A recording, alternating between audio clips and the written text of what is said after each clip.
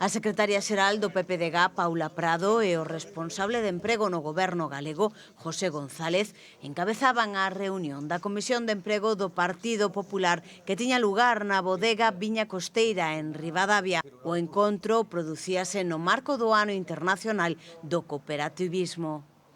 Temos o privilexio, e por eso creo que moi acaído que estemos hoxe en Ribadavia falando de cooperativismo, de ter precisamente Viña Costeira, que é unha das institucións senlleiras do cooperativismo en Galicia,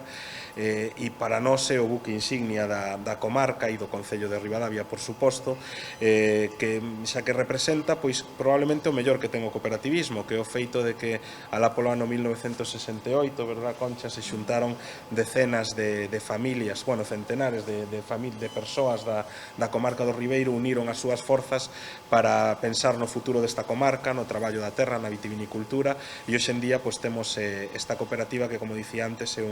unha das empresas de referencia no sector vitivinícola en Galicia, e temos o privilexio e o orgullo de poder ter a residencia desta empresa aquí en Ribadavia, non?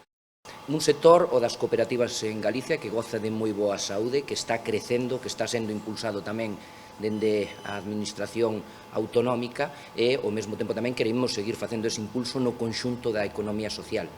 Esa economía social que é ese tipo de entidades que poñen as persoas no centro. Os beneficios son importantes, pero se poñen as persoas no centro, se xeran eses vínculos co territorio, as persoas, o territorio, o produto, como decía o alcalde, nos permite pois ter, como digo, esta fortaleza nesta parte do tecido empresarial